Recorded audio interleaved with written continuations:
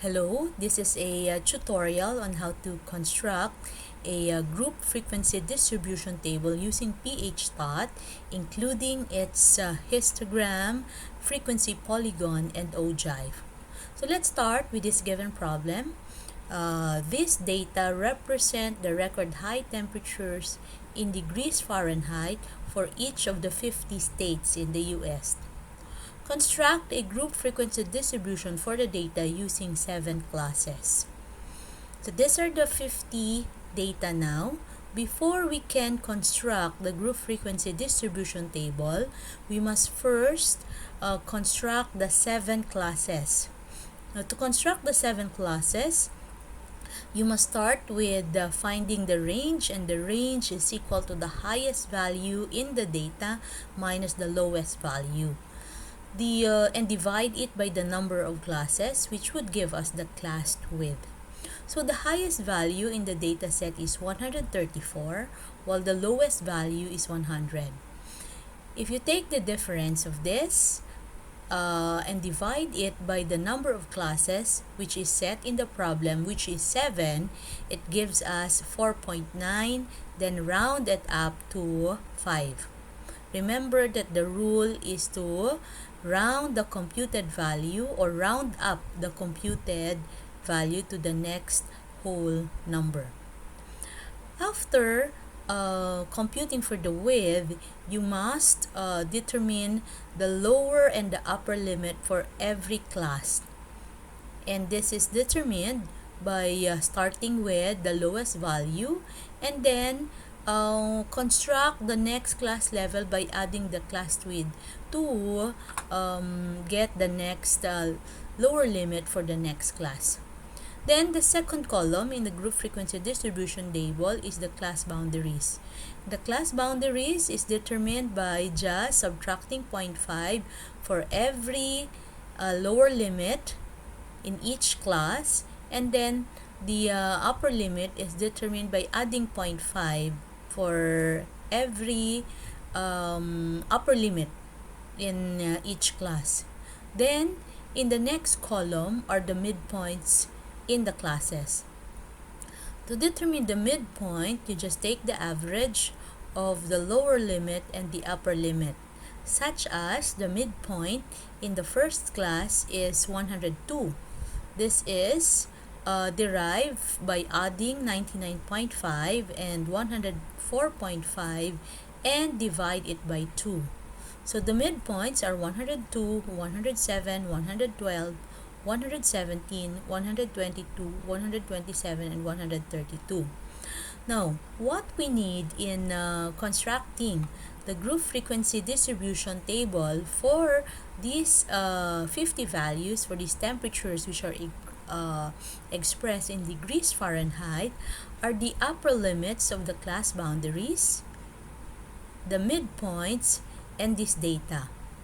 So, put the upper limits in one column, which is here, and then in the next column, you put the midpoints.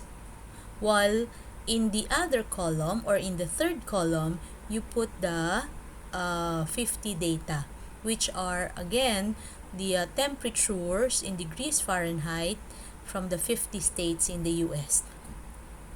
So see, after plotting or putting the points in every column, we are now ready to use PHDOT to construct the group frequency distribution table. So click Add-ins, then click PHDOT, choose Descriptive Statistics, and then click Frequency Distribution. For the variable cell range, you highlight the 50 temperature values including the label. So you highlight this column, and for the bin cell range, you highlight the upper limits column. Then check this box, first cell in each range contains label. Then check single group variable because we are only constructing the group frequency distribution table for one variable, which is the temperature. Then click OK. So this is now the group frequency distribution table for the given set of data. Okay, so we have here that for the first class, the frequency is 2, and this corresponds to a percentage of 4%. That's 2 divided by 50 times 100. While the cumulative percentage is the running percentage in every class. So this is it. This is now the group frequency distribution table for the given data. Now, we are going to construct the histogram, frequency polygon, and the ogive. Let us go back to sheet 1 where we encoded the data. So again, let's go back to PHDOT, choose descriptive statistics, but this time choose histogram and polygons. For the variable cell range, highlight the data values, which is the temperature column. Then for the bins cell range, highlight the upper limits column. Then for the midpoint cell range, highlight the midpoint column.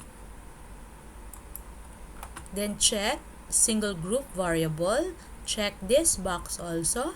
Then since you want to generate the histogram, check this box. We also want to generate the frequency polygon chart, the cumulative percentage polygon, which is also known as the ogive, or another is you can also add percentage polygon. Then click OK. So this is now the histogram of the group frequency distribution table. Then we have the frequency polygon. So there is one spike in the chart, and this is the spike, which tells us that this is the highest frequency, which is equal to about 17. Then this is the percentage polygon, while the cumulative percentage polygon or the ogive is this.